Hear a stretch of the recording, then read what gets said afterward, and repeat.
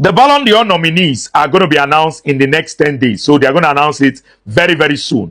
And when I look at the candidates for the Ballon d'Or, right? Lamine Yamal, Dembele, Rafinha, Vitinha, Nuno Mendes, a lot of players, about 7 or 8 players that are in the conversation for who is going to win the Ballon d'Or. I feel that this year's Ballon d'Or is going to be very, very controversial because whoever you give the Ballon d'Or to, there will be complaints, there will be murmurs, right? And I feel like this season we've not seen any clear favorite.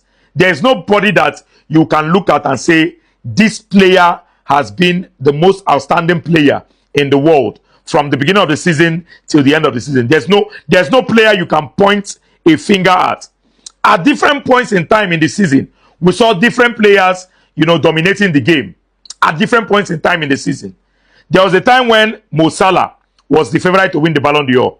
He moved to Rafinha at some point. Then at some point, he moved to Lamine Yamal. At some point, he left Lamine Yamal and moved to Dembele. At some point, he left Dembele. He moved to Vitinha and Nuno Mendes. At some point, now, we are hearing players like Cole Palmer in the conversation for the Ballon d'Or. And you cannot say, oh, why will you put Cole Palmer in the conversation?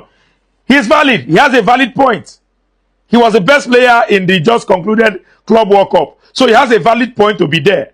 Right? So there are so many players that have a valid claim to the Ballon d'Or based on performance, based on trophies won, based on different criteria. But when I look at it, I think the voters are going to find it difficult to choose a winner. But at the end of the day, whoever emerges as the winner of the Ballon d'Or totally deserves it because this year we've seen different players turning up at different stages and at different competitions.